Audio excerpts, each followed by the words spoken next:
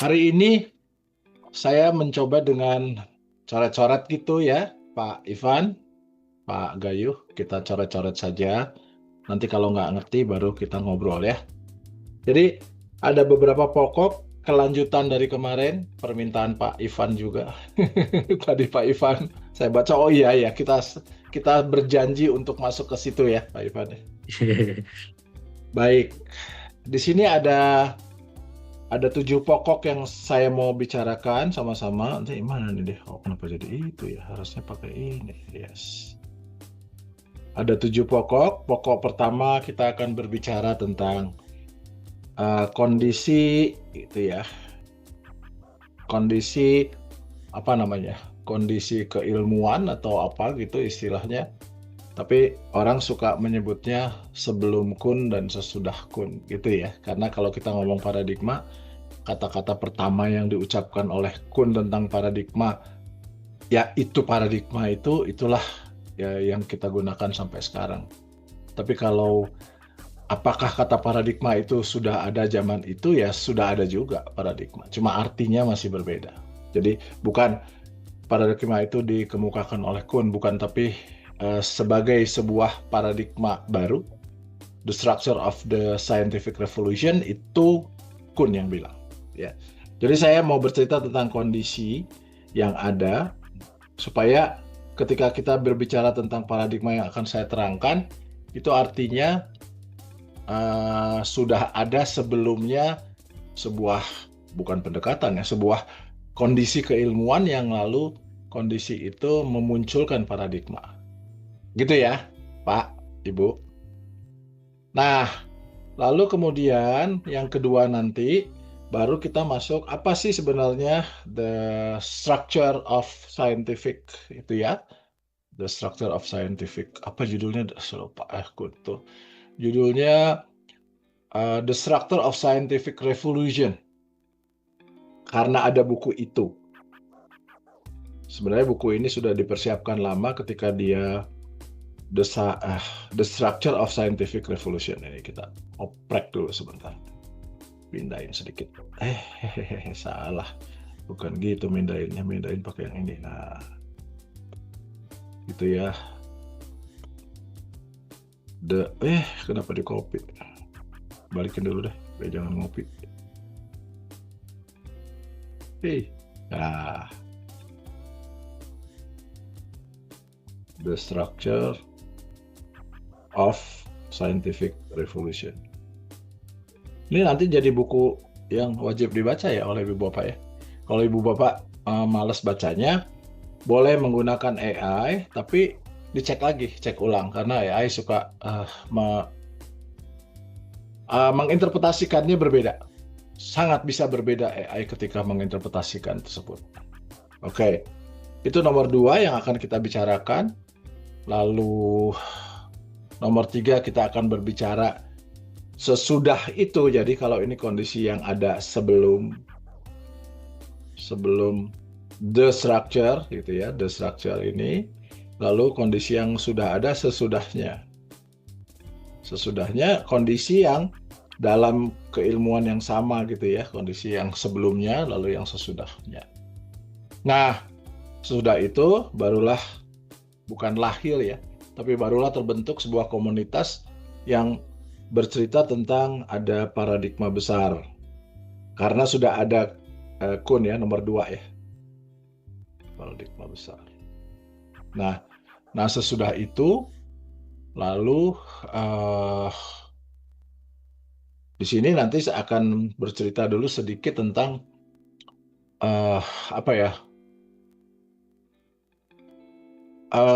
blok dalam paradigma gitu ya, lintas. Nah, saya cerita tentang namanya lintas paradigma. Jadi di sini sudah sah bercerita paradigma yang maksudnya Kuhn. Kalau yang sebelumnya sudah ada kata paradigma tapi bukan itu. Zaman Yunani sudah ada. Nah, lalu kemudian nomor 6, ini menarik karena mengapa saya menambahkan pendekatan di dalam strukturnya Kuhn gitu ya. Mengapa ada pendekatan, heading yang namanya pendekatan. Oke. Nah, lalu kemudian nomor 7. Ini begitu kita ngobrol pendekatan, ada sesuatu yang ditambahkan di sana. Lalu apa jembatan menuju pendekatan itu ya? Bridging pendekatan itu. Nanti tolong diingatkan saya ya kalau lupa ya, ada 7 karena lagi ngobrol biasanya terus lupa gitu. Cuma ini punten saya nulisnya di bawah, soalnya kalau nulis agak berdiri susah. Penanya nggak jalan. Itu ya, Ibu Bapak, tolong ada 7 ya, tolong dilihat, nanti diingatkan pada saya. Oke, sekarang kita akan ngobrol dulu dari yang pertama. Apa saja sih dari yang pertama itu? Nah, sebelum lahirlah buku The Structure of Scientific Revolution, itu paradigma sudah ada tapi belum populer. Ini gayanya sekarang kita bercerita ya. Belum populer. Sama sekali belum populer. The words of paradigm. Jadi kata paradigm itu sudah ada, tapi sama sekali orang belum populer. Apa sih paradigm? Ngapain pakai itu? Kurang lebih ya. Nah, jadi fokus utamanya bukan paradigm, tapi fokus utamanya kebanyakan, saya kasih warna biru ya, kebanyakan itu pada filsafat ilmu. Ini fokus utama. Ilmu ya. Ulm, saya nulisnya ilmu. Lalu apalagi logika. Nah, ini kan sejak zaman Yunani ya, itu sudah muncul logika. Nah, lalu mulailah di sana orang berbicara tentang validitas. Nah, itu apa? Lalu mulai orang bilang, oh kalau gitu kita perlu metode. Metode apa sih yang namanya ilmiah itu? Nah, kata ilmiah kita sebut scientific itu sudah muncul saat itu, ya. Pertanyaannya tuh sederhana saat itu. Jadi, apa sih yang dipersoalkan oleh orang-orang sebelum itu? Siapa saja orang-orangnya? Ya, Descartes, Bacon, Hume, Immanuel Kant, Comte, dan Popper. Itu menarik. Itu buku-buku yang sangat menarik. Buat saya ada Descartes, Bacon, Hume, Kant, Comte sama Popper itu menarik. Ada 6 buku itu yang waduh itu harus dibaca deh. Kalau mau baca. Kalau nggak mau nggak apa-apa, buka aja AI Anda masuk, tapi nanti tolong dibaca dipertanyakan ulang dan dilihat lagi, karena AI itu akhir-akhir ini dia makin suka halu gitu. Jadi sebaiknya kita melihatnya ada 3 sisi. Pertama, AI-nya boleh kita ambil, tapi kita harus menyocokkannya dengan referensi yang ada, satu. Lalu kedua, kita harus mengobrolkannya dengan lintas keilmuan. Lintas keilmuan itu maksudnya bukan saya dengan Bu Indri, karena saya dan Bu Indri masih berada di dalam konteks Unpar gitu ya, Bu Indri ya. Tapi saya harus ngobrol sama orang lain yang di luar kampus saya, supaya ada koreksi gitu ya, ada semacam audit, atau kita sebut kalibrasi juga boleh. Nah, saya lanjutkan, ada big questions-nya saat itu, ya, big questions-nya. Bagaimana sih manusia tuh bisa mengetahui segala sesuatu secara sah? Ya. Sah itu bisa kita sebut dengan sahih, bahasa Arab, sahih. Karena ilmu tuh gimana sih? Gimana sih kita manusia? Dia mengetahui, tahu aja saya tulisnya ya, mengetahui, manusia tahu sesuatu itu secara sahih gitu. Nah, ini yang jadi perdebatan di antara René Descartes gitu ya, dan lain-lain. Jadi kalau gitu mereka ada semacam komitmen atau semacam kesepakatan yang tidak tertulis bahwa gitu, ilmu itu harus rasional. Nah, mulai kan Descartes ya yang bilang. Lalu kalau ya rasional ya dia harus empiri. Lalu dia harus objektif. Dan satu lagi, kalau dia objektif, artinya gerak dianya itu linear. Ini yang penting. Jadi nggak ada istilah interpretif, istilah kritis, istilah mixed methods gitu, nggak ada, belum ada. Yang ada orang meributkan tentang ini yang diributkan selalu, semuanya meributkan ini. Dan melahirkanlah, nah ini menarik, mereka melahirkanlah sebuah pendapat mereka, atau kita sebut dengan isme, gitu ya. Apa saja saat itu, karena rasional, ya jadinya rasionalisme. Ya, sebelumnya itu, jadi buku-buku yang ada tuh itu. Kalau karena empiri, jadinya empiriisme. Gitu ya.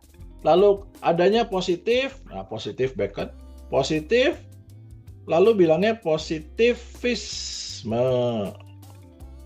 Ada fenomenologi, mulai saat itu Husserl, fenomenologi. Ada hermeneutik, sebelumnya sudah ada kan, Gadamer, lalu Ricoeur, ada. Kemudian ada strukturalisme. Masing-masing mengeluarkan ismenya tergantung dari kebutuhan masing-masing. Contohnya strukturalisme dikeluarkan oleh Ferdinand Saussure itu melalui bahasa. Hermeneutik itu melalui kitab-kitab suci, skriptur, ya skriptur. Fenomenologi melalui Husserl, karena dia ingin mengetahui apa sih yang sebenarnya dari sebuah fenomena. Nah, positivisme kita tahu dari Bacon gitu ya. Empiris dari Bacon, lalu Descartes itu rasional, kemudian Hume itu skeptis, kalau nggak salah skeptis empiris gitu. Nah, Immanuel Kant yang dua ya, sintesis, antitesis yang kayak gitu. Rasio pengalaman. Nah, Kant itulah yang lalu perlahan-lahan di Jerman, karena di Jerman, gerakan Jerman itu kemudian menjadi psikologi umum, lalu kemudian keluarlah fenomenologi. Nah, Comte yang berkata tentang positivism, betul-betul. Sedangkan yang terakhir itu Karl Popper, ini bukunya menarik, dia bercerita tentang falsifikasi. Segala sesuatu yang disebutkan sebelumnya itu harus difalsifikasi. Kalau tidak difalsifikasi, itu belum jadi ilmu. Belum ada kata paradigm. Ya, sama sekali belum ada. Nah, buku yang patut dibaca kalau mau baca bukunya tadi orang-orang tadi ya. Saya nggak usah tuliskan ya karena saya sebutkan, jadi nanti di rekamannya sudah ada pasti. Ada dua buku dasar yang paling penting dibaca. Ini menarik loh kalau baca ini, saya suka. Bukunya yang pertama itu What is Distinct Called Science. Ini Ibu Bapak kalau mau baca bukunya atau minta AI menerjemahkan, tapi AI agak berbeda interpretasinya gitu ya. Harus diulang AI-nya, harus ditanya AI-nya supaya dia memberikan yang benar. Buku kedua itu yang paling oke, sebenarnya ini juga oke. Buku kedua itu The Logic of Scientific, karena saat itu semua science namanya ya, scientific discovery. Nah, ini menarik sekali. Saya hanya membaca bagian dasarnya saja, bagian belakangnya udah nggak tertarik saya. Tapi logiknya sehingga munculnya penemuan-penemuan tentang sains. Kalau di sini apa sih sains itu? Dua buku ini menurut saya dua buah buku yang oke banget gitu ya. Kalau Ibu Bapak nanti membaca ini terus nggak ngerti gitu ya, karena banyak kan itu bukunya. Dia mencoba merangkumnya ada di sana, dan dia mencoba menstrukturkannya dengan baik. Gitu. Dua buku itu menarik. Nah, sampai sini ada mau yang ngobrol dulu atau saya langsung? Kalau mau silahkan, kalau enggak saya langsung. Langsung aja. Langsung, oke. Nah, Alkisah, ada seorang namanya Thomas Kuhn. Siapa namanya? Thomas Kuhn, betul, bukan nggak pakai hal lagi. Thomas Kuhn. itu dia mengeluarkan sebuah buku. Wah, ini menarik gitu ya bukunya ya. Bukunya dia cerita tentang bahwa ilmu itu tidak hanya bergerak karena data, karena sebelumnya empiris data-data itu ya. Dia bilang nggak gitu. Ilmu itu, nah nih lihatnya di sini ya. Ilmu itu linear, bukan kata Kuhn.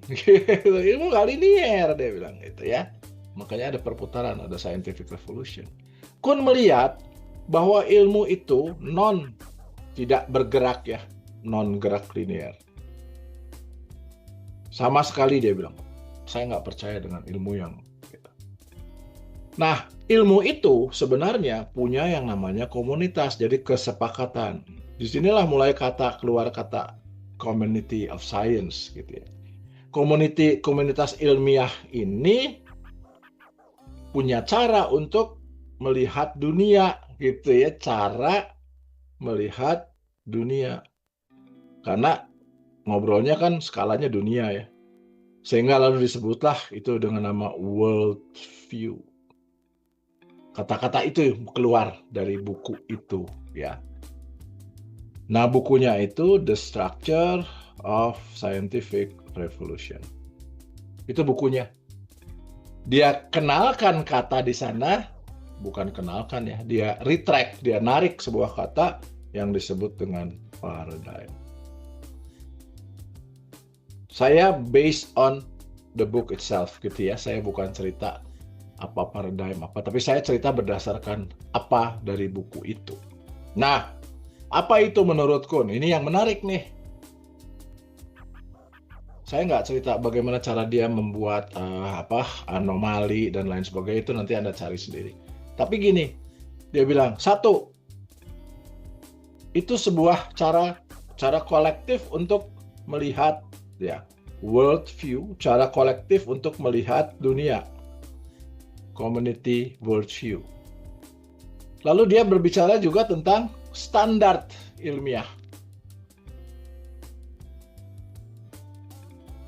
Ini agak sulit sedikit, tapi nggak apa-apa, saya harus ngasih ya. Lalu dia ngasih cerita juga tentang bagaimana contoh-contoh, ini dari bukunya ya, ada contoh-contoh penelitian yang ideal. Nah, ini dia udah nyampur-nyampur nih. Udah cerita world view, udah cerita standar ilmiah, dia kasih contoh juga. Lalu dia juga cerita tentang, jadi bukunya agak nggerambyang gitu, dia cerita juga tentang asumsi bersama, kolektif. Dia juga cerita itu. Kemudian dia cerita juga tentang the way asking question, cara bertanya. Bagaimana sih cara kita bertanya? Ini maklum agak lupa-lupa, jadi saya nggak ngurut ya. Dan kalau ada cara bertanya, itu ada cara membuktikan. Nah, ini catatan saya dari buku itu yang penting gitu. Ini dia bilang,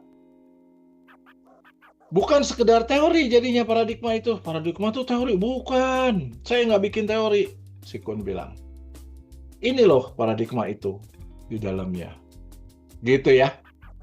Jadi, karena inilah yang disebut paradigma, lalu dia kemudian cerita bahwa struktur perkembangan ilmu sebelum saya keluarkan buku itu, tentu ya gitu ya. Itu berarti kita sebut pra-paradigma. Ini kurang ajarnya dia nih. Dia sebut itu pra-paradigma. Menurut Kuhn. Dia sebut itu namanya normal science. Kenapa? Karena dia mengeluarkan anomali. Jadi dia bilang itu normal science. Nah, lalu kemudian dia bilang karena ada normal science, lalu ada yang anomali, gitu ya. Jadi pra-paradigma itu semuanya normal science. Kemudian kan ada yang anomali juga. Karena ada anomali itulah lalu lahirlah krisis, dia bilang.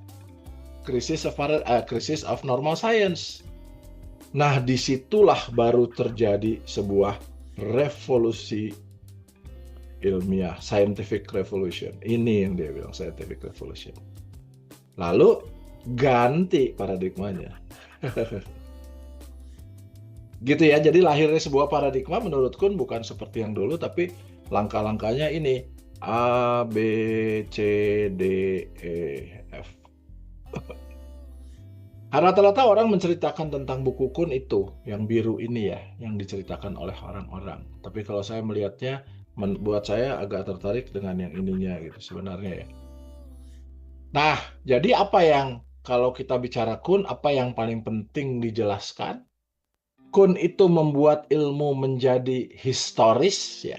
Satu, historis, ilmu itu menjadi historis.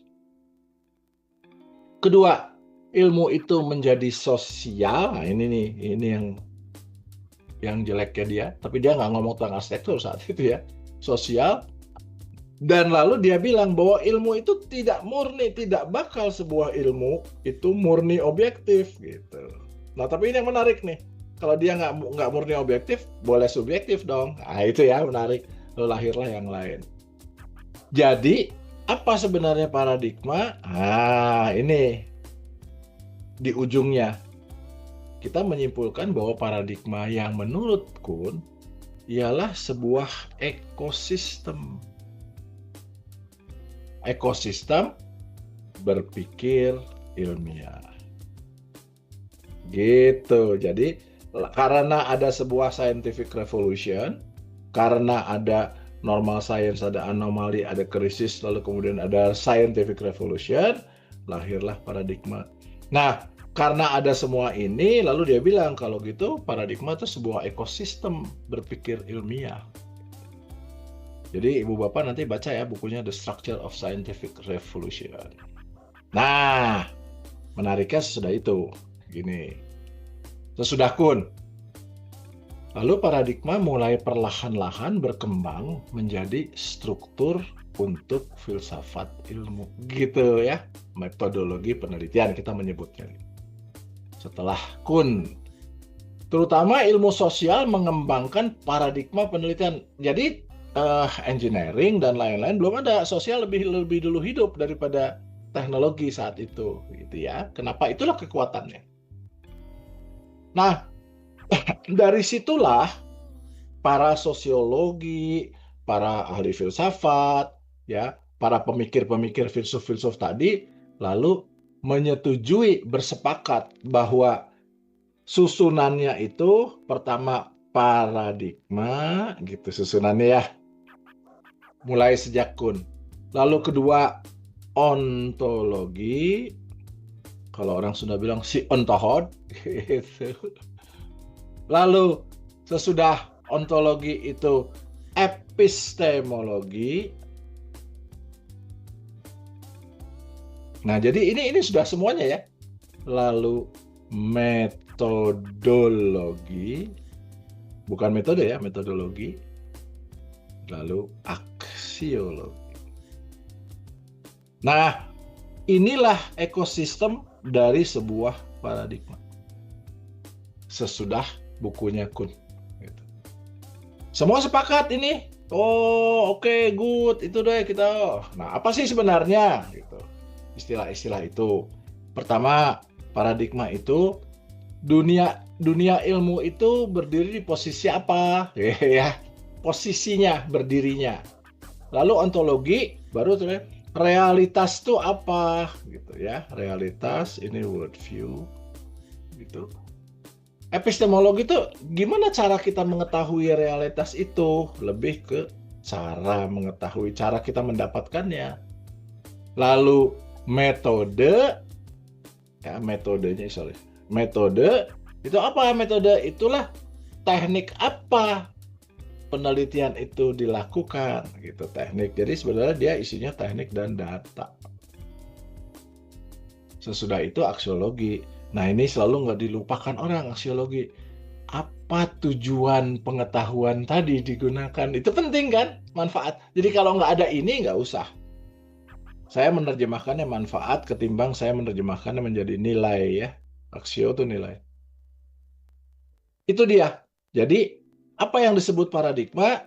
Pak Gayuh, Ibu Yos, Pak Ivan, nggak boleh keliru. Paradigma itu terdiri atas 5 ini ya.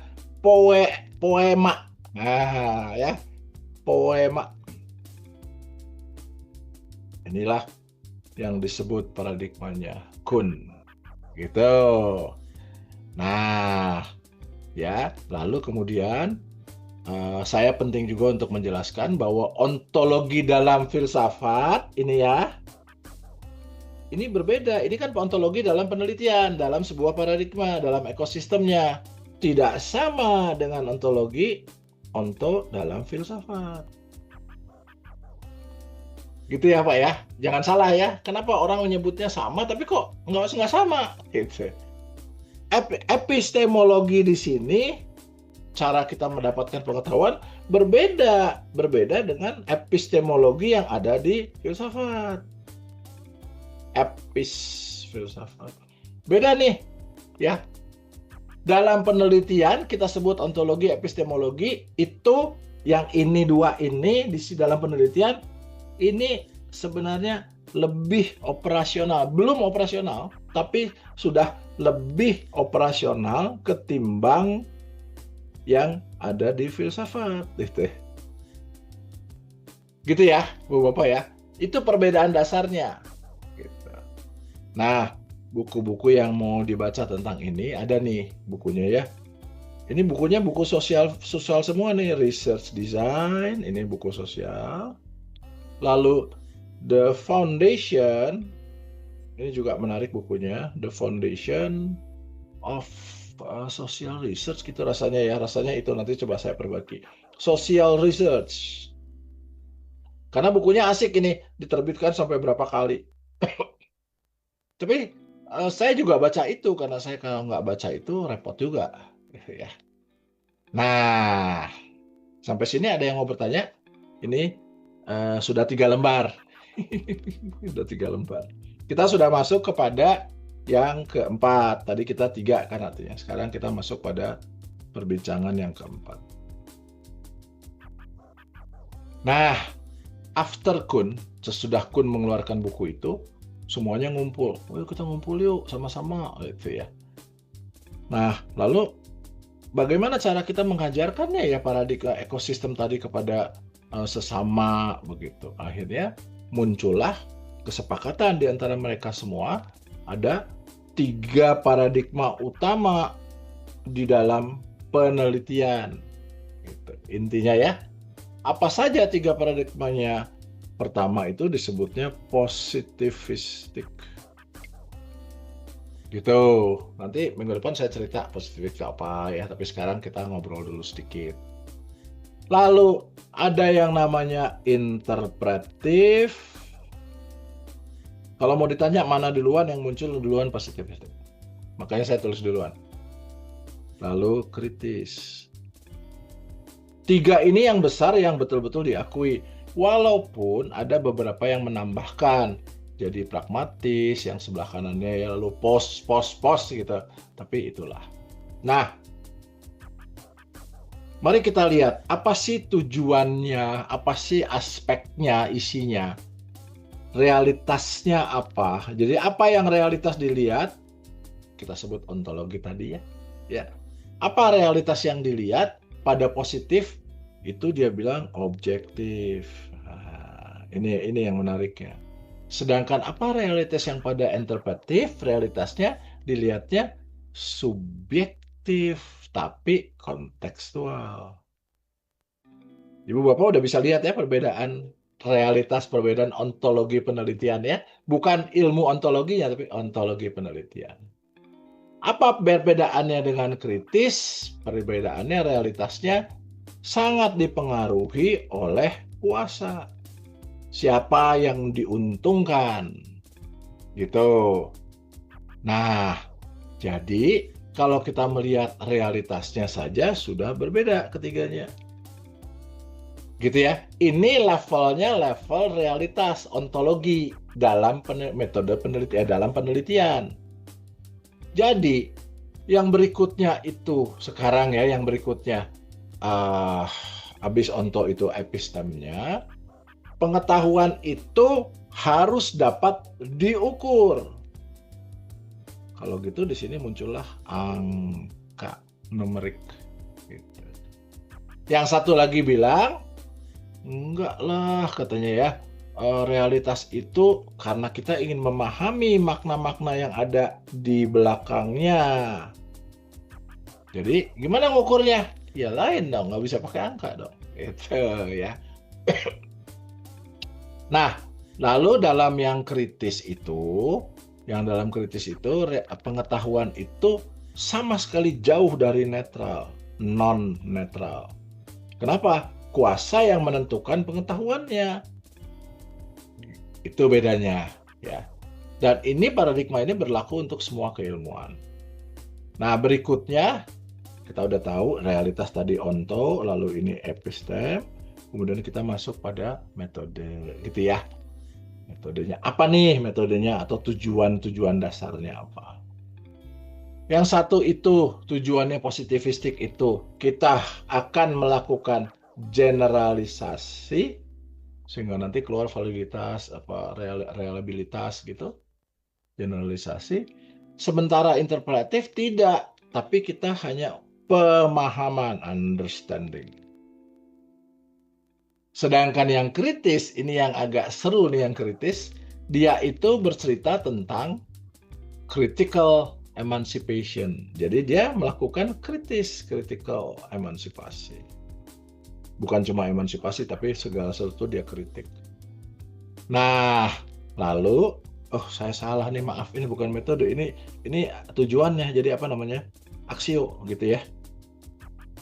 Sekarang metodenya kok jadi ketukar ya? Inilah cara berpikir kalau nginget-nginget jadi. Nah, yang satunya lagi metodenya itu, nah ini yang disebut kalau ini angka, ibu bapak udah bisa tahu kan kalau itu angka apa ya? Artinya kuanti. Kalau ibu bapak lihat di sini makna pemahaman, artinya kualinya gitu ya. Udah pasti itu. Nah, kalau di siapa? Kalau di kritis itu metodenya critical inquiry namanya. Critical inquiry. Gitu. Nah, terus ada yang nggak suka. Muncullah paradigma baru tapi belum diakui, pragmatik namanya. Tapi saya cenderung ibu bapak belajar 3 itu saja. Karena dunia semakin kompleks, kuantitatif berantem sama kualitatif, kaku dua-duanya, banyak masalah, membutuhkan kombinasi. Jadi pragmatik itu problem solving, mixed method, flexible metodologi, disebutnya paradigma, tapi saya nggak setuju kalau disebut paradigma. Mungkin percampuran di dalamnya. Gitu ya, itu dia. Nah, ibu bapak tentu harus tahu dong, ada referensinya nggak? Saya ngomong gini, ada. Itu dari bukunya John Dewey, namanya The Roots of Pragmatism. Lalu kemudian bukunya Mixed Method Research. Ini yang ini nih. Walaupun ada bukunya gitu ya. Tapi kalau yang ini bukunya udah banyak nih, tinggal search saja. Gitu Ibu Bapak. Itu yang menariknya sebenarnya dalam sebuah cerita. Nah, sekarang kita akan masuk kepada di mana dia pengajaran? Oh, ini dia. Oke. Kita masuk pada ntar dulu. Saya lihat tuh jam berapa sih? Oh, udah sejam ya? Kelamaan nih kuliahnya nih. Wah, kacau ini. Oke, nggak apa-apa. Saya masuk pada nomor 5. Ya, pendekatan kan tadi ya. Ada lintas tadi. Nah, ketika saya bicara tentang onto, ingat ya Bapak Ibu ya, poema ya, ingat ya. Gampang kan? Poema. Oke ya. Sekarang saya bicara ontonya gitu ya. Nah, pada ontonya ini, onto itu ternyata kalau di dalam paradigma tadi, lintas paradigma, saya bisa menggunakan ontonya realis, relasional, kontekstual, realis ya. Tapi pendekatan saya, nah yang di bawahnya tadi, yang yang E-nya, saya bisa menggunakan interpretif. Gitu. Jadi bisa gitu juga di dalam situ. Ya, sudah pasti bisa. Nah, tapi itu tentu harus tidak sesederhana gitu ya. Jadi misalkan ontologinya realis, semua harus positivistik, enggak juga. Tapi kan gini, ada kekakuan dalam paradigma ini loh. Ada juga loh orang para pakar yang sangat kaku. Kalau saya ngomong paradigma ini ke bawahnya harus gini. Kalau saya ngomong paradigma ini ke bawahnya harus gini gitu ya. Tuh sangat kaku. Buat saya boleh-boleh aja textbook seperti itu. Tapi ketika kita berbicara arsitektur, nah itu nggak kayak gitu ya. Nah, misalkan saya menganggap realis relasional gitu, tetapi epistemologi saya menggunakan interpretif yang relasional. Dan pendekatan saya menggunakan fenomenologi, hermeneutik, konfigurasi. Lah, kok ada pendekatan sih gitu ya? Nah, ini yang saya ingin ngobrol sama Ibu Bapak sedikit ya. Gini. Jadi, ada poema kan? Ma ya, Ibu Bapak ya, sama yang tadi ya. Oke. Nah, saya menambahkan, di sini saya menambahkan pendekatan. Pendekatan ini bukan sebuah identitas ideologis ya, tapi dia menjembatani antara E dan M. Kenapa? Lubangnya terlalu dalam. Epistemologi bagaimana cara mengetahuinya, lalu M-nya cuma data. Oh, ini kan mesti ada pendekatan ya, gitu. Nah, pada pendekatan itu, jadi pendekatan ini dia menjelaskan aspek untuk kita membaca tertentu dari realitas. Gitu. Menjelaskan karena ada jurang antara epistemologi dan metode, lalu kita butuh pendekatan. Pendekatannya seperti apa?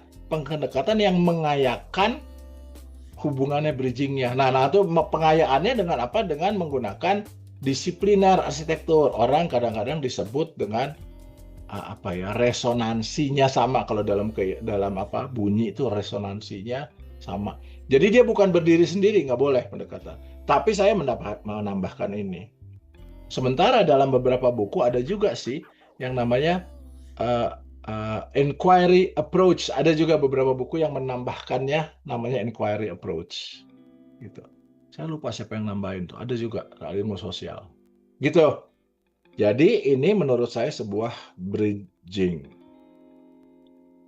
Ibu Bapak sekalian masih ingat kan? Ibu Yos ingat Bu Yos? Ada objek formal, ingat ya Bu Yos ya?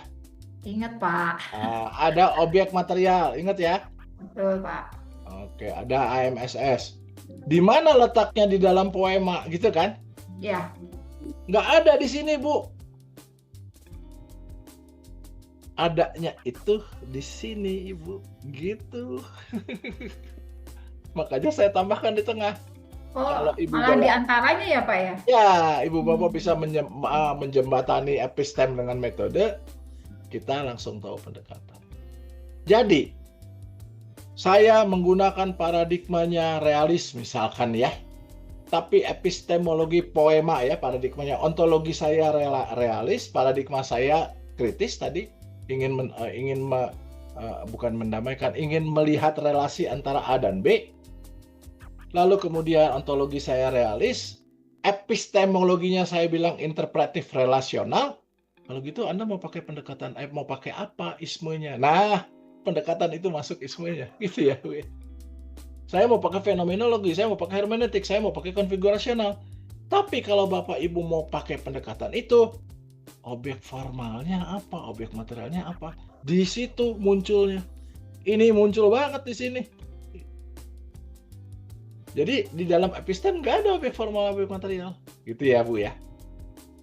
Gitu. Jadi saya menambahkan di sana ya. Jadi itu menambahkannya. Jadi kritik metodologi umum sebenarnya terlalu banyak metodologi dan terlalu cepat loncatnya dari epistemologi ke metode. Akibatnya banyak para peneliti yang lalu hanya memilih teknik, tapi dia nggak tahu sebelumnya membaca fenomena gimana. Itu adanya di pendekatan. Gitu. Jadi fungsi pendekatan ya sekarang ya, fungsi pendekatan. Fenomenologi itu live experience. Gitu kita pelajari. Ya, itu fenomenologi yang di luar ini sebagai sebuah ilmu gitu ya, lain lagi. Strukturalisme, relasi konfigurasi. Saya balik ke sini. Ini kan ada berdiri sendiri-sendiri kan yang merah ini ya. Nah, lalu yang merah itu kita transfer menjadi sebuah pendekatan di sana gitu. Kalau kita arsitektur, kita pinjam pendekatan itu walaupun objek formal kita berhuni gitu. Tubuh yang berhuni. Kita pinjam. Jadi jangan terbalik. Misalkan nih healing. Healing. Nggak bisa healing dipakai. Kenapa? Kita harus tahu healing itu apa dulu.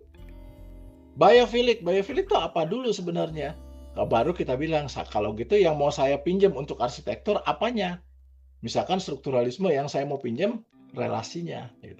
Fenomenologi yang mau saya pinjam pengalaman hidupnya. Gitu. Nah jadi memang mau tidak mau harus baca ya Bapak Ibu ya. Semiotik apa yang mau dipinjam? Tanda dan simbol terhadap bagaimana struktur berhuni. Behavior setting misalkan apa yang mau dipinjam? Perilaku ruang. Sedangkan tektonik, apa yang mau dipinjam? Bagaimana material dan artikulasinya terhadap keberhunian tubuh. Jadi, pendekatan tidak dipilih karena tren semata-mata, tetapi karena ada kaitan tadi ya, ada getaran resonansi epistemik disipliner. Jadi, epistemik bukan disiplin, metode juga bukan disiplin, tetapi kita jembatani dengan epistemik disipliner. Di sanalah saya membuat formulasi tentang kerangka epistemik, properti, dan komposisi. Perhatikan, ini epistemiknya, di sini saya membuat kerangka epistemiknya. Lalu, Ibu Bapak, di sana ada OF, di sana ada OM, di sana ada AMSS, gitu ya. Yang kita diskusikan tuh banyaknya di situ. Karena jembatan itu yang paling sulit.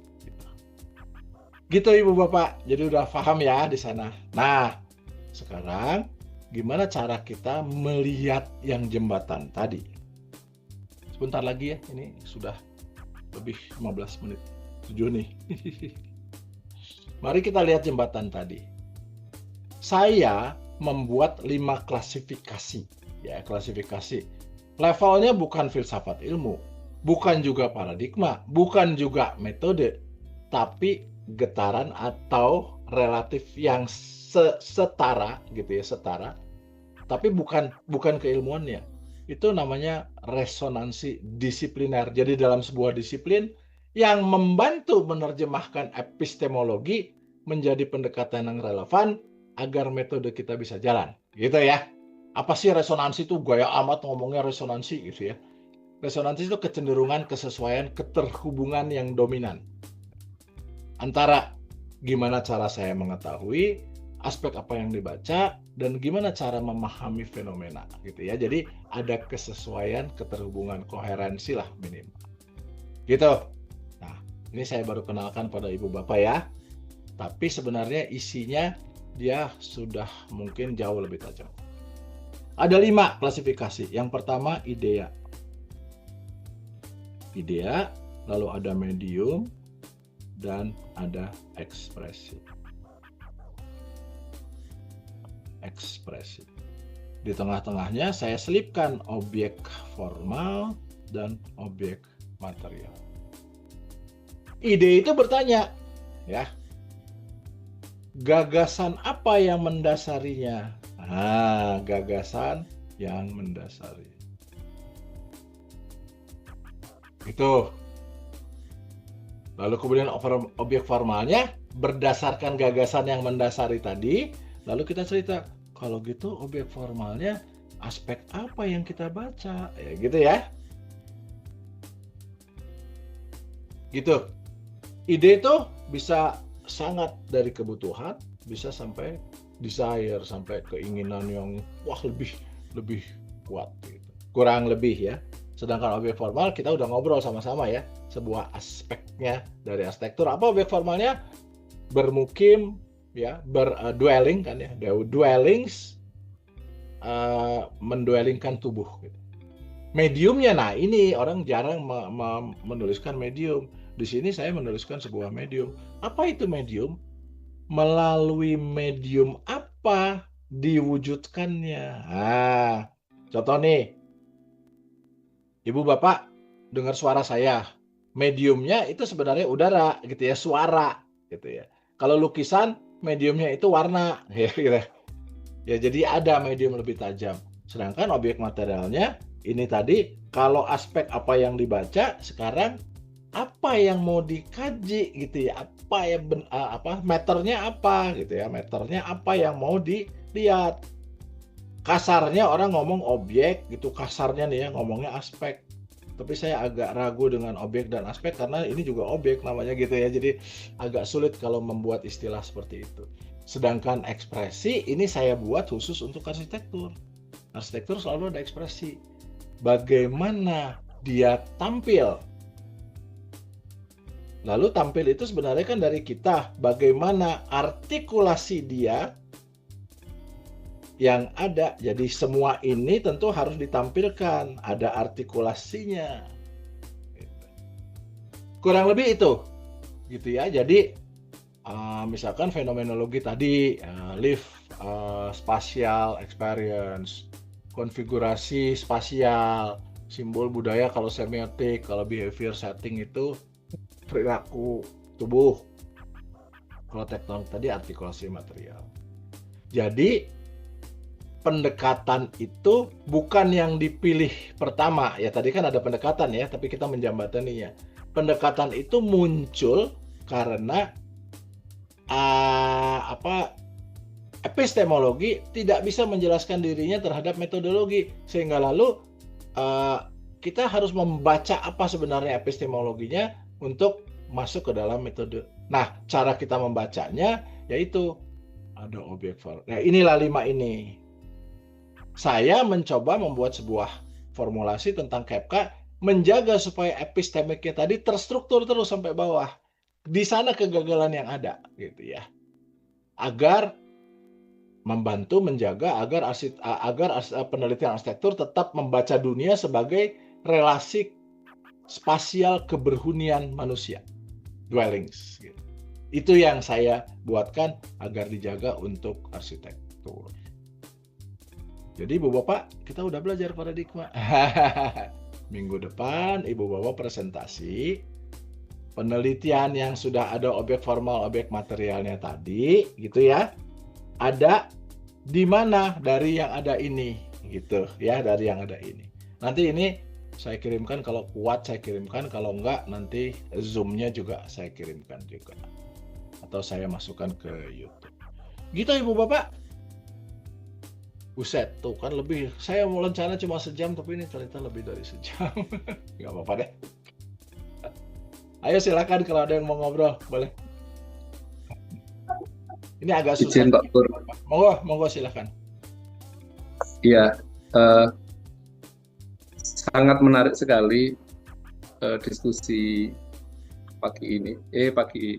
malam ini. Wah, Bapak ini udah nggak usah pagi nih. Iya, karena dapat penyegaran. Pak Surabaya hujan nggak?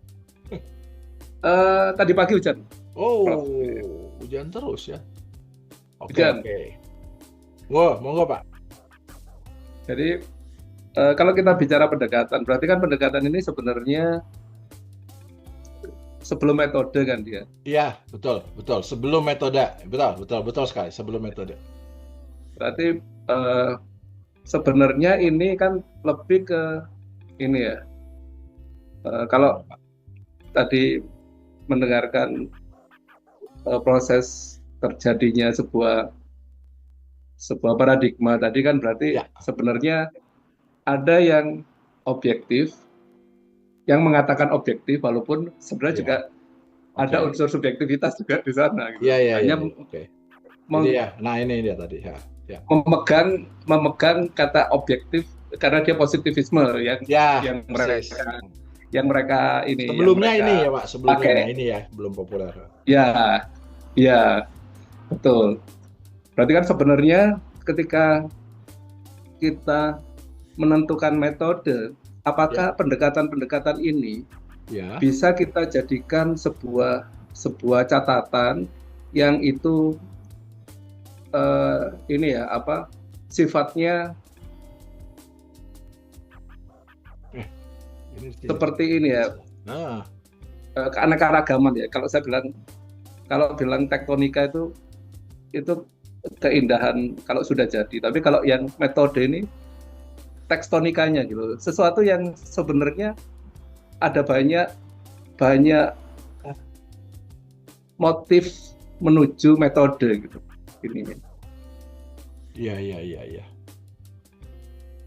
Jadi sebenarnya kalau kita pertanyaannya apa Pak? Pertanyaannya? Ya, jadi pertanyaannya, ya, apakah pendekatan ini kita munculkan sebagai sesuatu prosesnya, atau kita ceritakan sebagai finalnya untuk enggak, kita masuk ya. ke metodenya?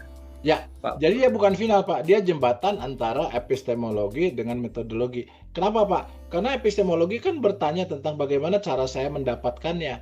Sedangkan metodologi itu isinya cuma data, mengolah data. Lah, kan mau pakai apa? Lensa saya apa? Gitu loh, Pak ya. Kacamataku apa? Karena epistemologi nggak cerita kacamata. Berarti boleh ya? Boleh, Pak. Iya, berarti boleh. Boleh. Menceritakan itu, baru nanti masuk ke metodenya. Tapi Bapak harus yakin bahwa pendekatan itu di bawah paradigma, pendekatan itu di bawah ontologi, gitu ya Pak ya? Ya. Karena ontologi sama epistemologi menurut saya itu masih belum menjelaskan apapun juga. Jadi saya menambahkan level di sana agar lensa kita tajam, gitu Pak. Dan ternyata ada sebuah buku juga pendekatan yang sosial, dia cerita tentang inquiry approach atau approach of inquiry gitu. Sama juga. Oh, dia ngerasa juga gitu ya. Gitu. Tapi oke, Pak, ini saya udah cek ulang bahwa kita perlu memang di sana. Gitu, Pak. Boleh. Kadang-kadang ini boleh keluar sedikit boleh diskusi. Monggo silakan. Jadi sebenarnya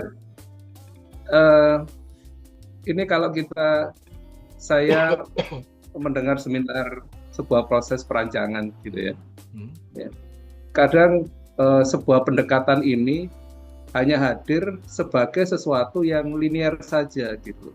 Padahal sebenarnya kalau kita masuk ke sebuah pendekatan yang tadi disampaikan Prof. Pur, yang itu pasti ada proses berkelilingnya sampai dia masuk menuju ke titik metodenya. Ini menurut saya jadi sesuatu yang ini ya, yang sebenarnya sekup wawasan berpikir untuk keanekaragaman perancangan itu di proses pendekatan ini sebenarnya gitu. Betul. Jadi apalagi kalau itu bisa diklasifikasikan. Betul sekali. Jadi di satu sisi saya bercerita tentang pendekatan di dalam penelitian, Pak ya. Pendekatan dalam penelitian pun dia harus berdasar pada paradigma ontologi epistemologi. Sedangkan pendekatan dalam perancangan, kadang-kadang orang langsung pendekatan itu ditaruh di atas ontologi. Padahal pendekatan dalam perancangan pun Bapak harus ngomongnya itu. Ada paradigma, ada epistemologi, gitu Pak.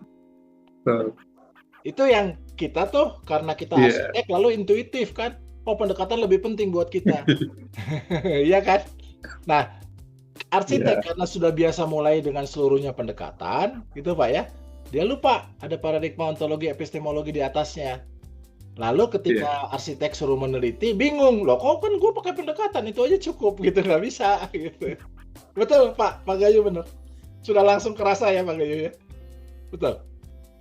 Setuju. Iya, jadi rasanya saya selama ini kok sesederhana itu, padahal proses berpikir di studio kita, katakan ini proses berpikir di alam bawah sadar kita, Prof ya. Iya. Sebelum masuk mengikat ide-ide itu, kemudian dari ide-ide itu kita cari literasinya, referensinya. Iya, sebenarnya habis referensi kan? Itu kita masuk ke baru metode gitu. Iya, sebenarnya kalau itu dicatat sebagai sebuah proses pendekatan, ini kan sebenarnya di dalam proses menghadirkan sebuah arsitektur jadi lebih beragam gitu loh ini ya. Iya, betul. Menurut saya loh Prof ini ya. Betul jadi sekali. Ketika ternyata klasifikasinya banyak ya. Betul Pak. Sangat betul. Matur nuwun, Prof. Terima kasih sama-sama. Pak Ivan, apakah ada pertanyaan? Pak Ivan, monggo, silahkan. Sumangga kayak Pak Ivan. Nah, ini Prof, apakah maksudnya Ulah Prof atau Akang, kumaha itu? udah malam jadi Prof kalau lagi gini Pak Pursa. Mohon, mangga. Maksudnya apakah arsitektur itu dalam memiliki epistemologi yang khas gitu dibandingkan dengan disiplin ilmu yang lain gitu, dengan bidang-bidang yang lain? Kalau ada, melihat Pak. ini kan semua bidang ada itunya, Pak. Ada kekhasannya masing-masing ya. Ada. Pak Pur, ya. Bagaimana kita nyarinya ada, Pak, selalu. Dan tadi udah paradigma itu oleh Pak pasti Gayun selalu tadi, ya. akan berubah sesuai dengan perkembangan ilmu pengetahuan itu, Pak Pur. Gimana, Pak? Atau belum tentu berubah maksudnya? dia. Kalau epistema di mana-mana saminya, Pak, ya. Sama di mana-mana, sama. Iya. Nggak bisa berubah dia, Pak. Sama, semua sama epistem itu. Iya. Oke. Karena dia bagaimana cara kita mencari. Jadi kita standarnya lah. Kumasi nyarinya Standar mencari, mana, gitu ya, Pak, ya. Iya. Sama. Oke. Gitu. Nah, kalau nanti dalam perancangan saya bisa menjelaskan agak berbeda, tetapi landasannya sama. Nanti dalam perancangan begini, Pak Gayuh nih ya, Pak Ivan ya. Kan kita kalau merancang itu selalu bergerak di antara dua spektrum besar ya, Pak ya. Yang satu itu cara kita berpikir sampai mendapatkan desain, ya kita sebut pendekatannya. Itu karena sebuah kebutuhan gitu ya, Pak. Yang di ujungnya pendekatannya karena gue pengen aja bentuknya kayak gitu ya. Kan gitu. Nah, arsitektur itu kan pengennya selalu, arsitektur nih selalu nih Pak Ivan, pengen lain dari yang lain, bener ya? Eta mah orang banyak gitu ya. Nah, jadi bergerak di tengah-tengah situ. Kadang-kadang tergelincir, kadang-kadang tapi bergerak di tengah situ. Sehingga itulah freedom mendesain dalam arsitektur. Tapi kan freedom nggak boleh cuma freedom kan? Harus ada ikatan terhadap freedom tadi, baru ada freedom namanya. Jadi ada bounded-nya. Nah, bounded itulah epistemiknya, Pak. Bounded itu apa? Epistemik arsitektur, bagaimana sebuah pengetahuan arsitektur, bagaimana merancang arsitektur, ya. Apa sebenarnya arsitektur? Tujuannya misalkan ya, Pak ya, ontologinya dalam disiplinnya. Ontologi arsitektur ialah kita akan tetap berhuni ya, Pak ya. Pasti kan? Dwelling. Nah, tapi dwelling yang dalam ontologinya filsafat ilmu berbeda dengan ontologi pada disiplin. Jadi nanti minggu depan saya cerita tentang disiplin dan dan ontologi dan disiplin. Berbeda. Nah, jadi dalam merancang kita bilang kan merancang pasti ada tujuannya, udah pasti kan, Pak ya. Pertama, tujuan itu kita memenuhi apa yang utamanya. Misalkan kita merancang sebuah masjid gitu, berbeda tentu kalau kita merancang sebuah misalkan museum gitu ya, Pak ya. Beda kan ya? Udah pasti beda. Nah, tujuan dasarnya itu yang merancang masjid dan merancang museum, artinya masjid kurang teh kalau dihilangkan, Pak Ivan menghilangkan ruang sholatnya, lain masjid deh ngarananya Pak Iwan ya. Bener ya? Pak Ivan ya? Iya. Kalau Pak Gayuh merancang museum, lalu ruang pamernya dihilangkan, bukan museum. Tapi kalau Pak Gayuh ngilangin WC-nya, Pak Gayuh ngilangin dan lain-lainnya, lobbynya masih museum. Kalau museumnya masih ruang pamernya masih ada. Pak Ivan, kalau ruang itunya masih ada, beres, wudunya dipicen, semuanya dibuang, masih ada, tetap kan? Masih. Ya, itu dalam disiplin ya. Itu sebenarnya ontologi dalam disiplin, itu harus ada. Nah, kalau itu harus ada, artinya di dalam situ ada gerak untuk melakukan itu, gitu ya, Pak. Itulah yang kita sebut pengikatnya. Sedangkan freedomnya itu artikulasinya. Gimana saya mau bikinnya? Pek wae, mau bulat, mau kotak, mau gitu ya. Nah, apakah dia sangat dekat dengan tujuannya atau dia sangat dekat dengan desire-nya? Kalau sangat dekat dengan desire-nya minimal aya saeutik lah lumayan kayak gitu ya. Nah, di sana kebebasannya. Sehingga lalu masjid ada yang memusat, ada yang memanjang, ada yang bulat, ada yang kotak gitu ya, Pak. Nah, tapi Bapak ngeceknya, kalau gitu boleh semua dong. Ya boleh aja kalau dalam disiplin mah. Tapi bounded-nya, yang mengikatnya, bener nggak ruang yang tadi? Itu yang mau dibahas oleh Pak Ivan. Ruangnya itu udah bener belum? Udah adil belum? Gitu ya, Pak ya? Gitu, kurang lebih. Jadi bounded-nya tetap ada. Kalau Pak Gayu membahas rumah, ya rumah mesti rumah dong. Apa yang boleh dibuang dari rumah? Itu rumah. Di tempat kita berkumpul tidur ya Pak. Betul ya? Berkumpul tidur. Kalau itu nggak ada, ya sudah kalau itu nggak ada mah. Bukan rumah. Artinya cuma teras doang gitu ya. Berarti Prof, suatu ketika sebenarnya bisa ya seorang arsitek gitu ya mengeluarkan buku tentang pendekatannya tanpa kita melihat. Kadang misal Pak Ivan bikin buku gitu ya, arsitek biasanya kan karya-karyanya ya ini. Iya. Lebih ke konten ininya akhirnya. Iya. Padahal sebenarnya kalau kita setelah kuliah di S3 ini kita boleh membuat buku tentang karya kita, tapi sangat, lebih Pak. ke pendekatannya, bukan ke hasilnya. Boleh, Pak. Jadi Bapak bercerita, tapi kan harus kita urut kan, Pak? Betul. Kalau kita nggak urut, kita nggak tahu. Bapak tidak bisa menjelaskan pada orang. Nah, kebanyakan arsitek yang praktek nggak pernah mau ngurutnya karena gue lupa katanya gitu. Padahal kan ada itu sebenarnya langkahnya. Iya. Dan itu penting sebenarnya, Prof ya. Oh iya. Penting sekali. Kalau Bapak belajar ilmu sekarang kalau Bapak merancang bisa diatur gitu ya. Betul, Prof. Berarti kalau kita bicara proses pembacaan itu berarti masih ke ontologisnya ya ininya ya. Kalau metode tadi kan di antara itu ada pendekatan. Jadi kalau pembacaan itu masih di areanya O-nya, kalau O dan M itu kan ada pendekatan tadi ya. Berarti pembacaan ini masih di O. Ya, Prof. Kalau paradigma itu kita berdiri di posisi apa dulu, Pak ya? Kita di posisi yang tadi positif atau interpretif atau kritis itu dulu ya. Itu posisinya. Kalau O-nya itu realitasnya apa nih, Pak? Gitu ya tadi ya, bedanya kan ya. Nah, ini bedanya yang mana tadi realitas. Nah, ini Pak. Ya, nah ini Prof. Maksud saya. Kalau Bapak merancang, Bapak bisa menjelaskan juga dari sini. Saya tuh sebenarnya gitu ya, Pak ya?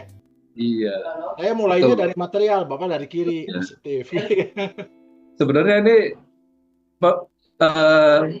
sebuah konstruksi berpikir yang menurut saya jadi yang harus kita identifikasi di proses studio supaya checkpointnya teman-teman bisa tahu prosesnya gitu. Karena proses ini yang tidak bisa mendesain itu kan sudah tapi belum gitu. Sudah dipikirkan tapi belum bagus gitu loh.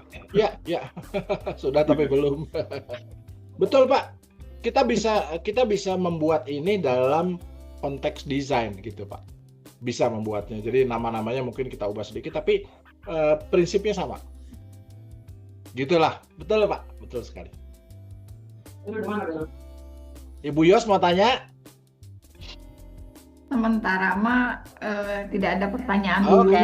Karena saya mah nunggu aja ini videonya dikirim, jangan lama.